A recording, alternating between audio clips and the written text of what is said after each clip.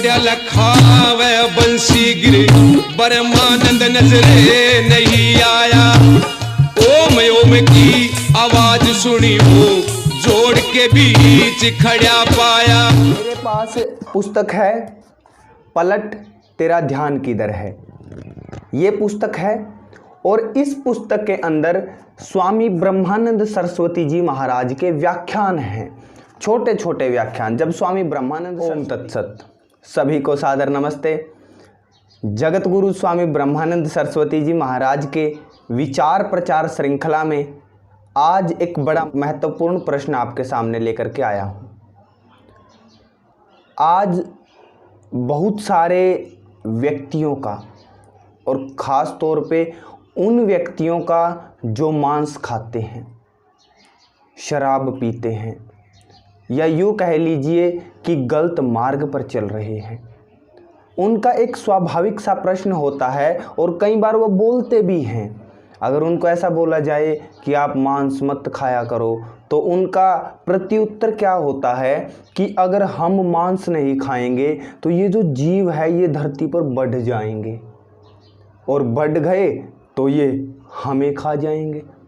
तो इसी प्रकार का एक प्रश्न स्वाभाविक सा होता है गऊ का मांस खाने वालों का।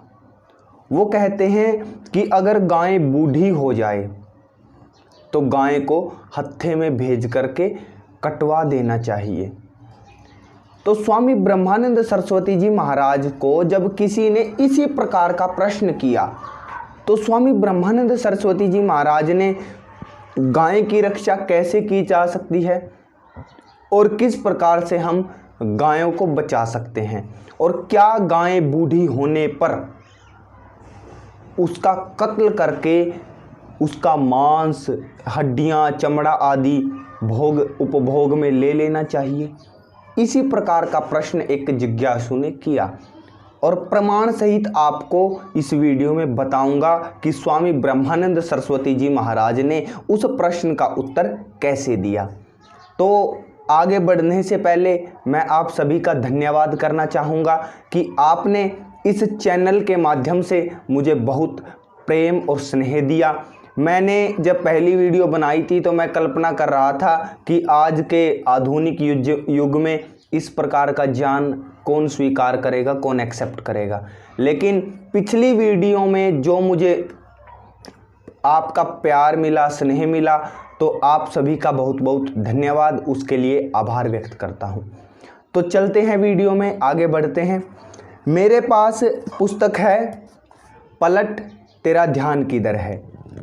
ये पुस्तक है और इस पुस्तक के अंदर स्वामी ब्रह्मानंद सरस्वती जी महाराज के व्याख्यान हैं, छोटे छोटे व्याख्यान। जब स्वामी ब्रह्मानंद सरस्वती जी महाराज कहीं पर बैठे रहते थे भक्तों के बीच में तो कोई उनसे जिज्ञासा पूछता था, कोई उनसे प्रश्न पूछता था, तो स्वामी ब्रह्मानंद सरस्वती जी महाराज किस प्रकार से उत्तर देते थे और क्या उत्तर देते थे वो इसके अंदर महात्मा जगदीशानंद सरस्वती जी ने संग्रहित किया है। पुस्तक आप एक बार देख लीजिए।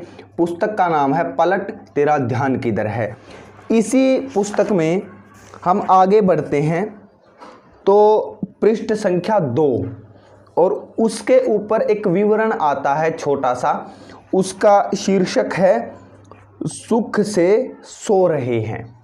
ये उसका शीर्षक है। तो इसको एक बार आप पढ़िए मेरे साथ, आप भी मिल करके, और देखिए क्या कितने गंभीर प्रश्न का उत्तर स्वामी ब्रह्मानंद सरस्वती जी महाराज कैसे देते हैं। जिज्ञासु: स्वामी जी, जो गायें बूढ़ी हो गई हैं और दूध नहीं देती, उन्हें कत्ल करने में क्या हानि है? क्योंकि वह तो देश पर राशन का भार है, मारने से उनका चमड़ा आदि काम आएगा। ये यहाँ पर प्रश्न किया है और आज यही प्रश्न बहुत सारे लोग करते हैं। तो उनको जवाब मैं अपनी तरफ से भी दे सकता था। मैं सोच रहा था कि मैं अपनी तरफ से ये जवाब दूं, इसके ऊपर एक वीडियो बनाऊं, लेकिन स्वामी ब्रह्मानंद सरस्वती जी महाराज का जवाब अगर मैं दूंगा तो वो ज़्यादा वजनदार और प्रभावशाली होगा, क्योंकि एक योगी महापुरुष का जवाब है। तो आगे बढ़िए, उत्तर क्या देते हैं स्वामी ब्रह्मानंद सरस्वती जी महाराज। स्वामी जी, यह बातें तुम्हारी बच्चों जैसी है। यदि बेकार गायों को भार समझते हो तो अपने बूढ़े माँ बाप, दादा दादी इत्यादि लोगों को भी भार दिया करो, अर्थात उन्हें भी मार दिया करो। तुम्हें राशन की ही बचत करनी है। अरे भले लोगों, लंगड़े, लूलो, अंधे, काने, गूंगे, बहरे और पागलों के लिए तो तुमने अस्पताल खोल रखे हैं और इनके लिए हत्ते खोल रखे हैं। देखो, भारतवर्ष में जितने भी पशु पक्षी जीव जंतु है, यथा योग्य इनकी रक्षा करनी चाहिए। अब इसके अंदर मुर्गे और बकरे भी आते हैं। यदि कोई ये मानता है कि स्वामी ब्रह्मानंद सरस्वती जी महाराज ने केवल गायों के विषय में बोला है, नहीं, स्वामी ब्रह्मानंद सरस्वती जी महाराज ने पशु पक्षी यथा योग्य रक्षा करनी चाहिए, क्योंकि इनका जीवन ही हमारा जीवन है।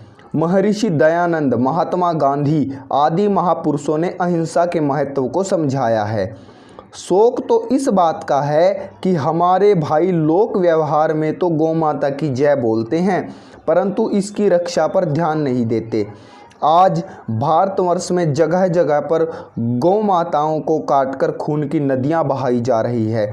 हिंदू धर्म को इस बात का कलंक लग रहा है। हमारी माताएं तड़प तड़प कर प्राण छोड़ रही हैं और हम सुख से सो रहे हैं। हे भारतवासियों, यदि तुम सुख और शांति चाहते हो तो इस विषय पर विशेष दृष्टि डालते हुए उन सभी वस्तुओं का परित्याग करो जिनके कारण गौ माता की दुर्दशा हो रही है। बहुत भारतीय सपूत गोमांस भी खाते हैं। बनावटी घी, डिब्बों का दूध, मांस, कूर्म से बनी वस्तुएं जब तक नहीं छोड़ोगे तब तक ना तो गौ माता का उद्धार होगा और न ही देश का कल्याण हो सकता है। अधिक से अधिक गायों का पालन करो, यही पचरंगे झंडे का उद्देश्य है। और जो भगवान कृष्ण को पूजते हैं, जब गौ माता का पालन करेंगे तभी कृष्ण की असली पूजा होगी। गायों का उद्धार अर्थात जब तक मांस और ये चमड़े से बनी हुई वस्तुएं हम नहीं छोड़ेंगे। कूर्म से बनी हुई वस्तुएं, अर्थात कूर्म का अर्थ होता है, जैसे कूर्म बोलते हैं, चमड़ा अलग होता है, कूर्म अलग होता है। चमड़ा होता है कोई पशु स्वाभाविक अपनी मृत्यु मर गया तो उसका चमड़ा उतार लिया जाता है, उससे कोई हानि नहीं है। कोई भी पशु अगर स्वयं मर जाता है, लेकिन एक चमड़े के लिए किसी जीव को मारना वो कूर्म है और उसका प्रयोग नहीं करना चाहिए। तो वीडियो ज़्यादा लंबी ना हो इसीलिए मैं अपने शब्दों को विराम देता हूँ और मिलेंगे किसी आने वाली वीडियो के साथ। तब तक के लिए आप सभी को सादर नमस्ते जी। ओम तत्सत।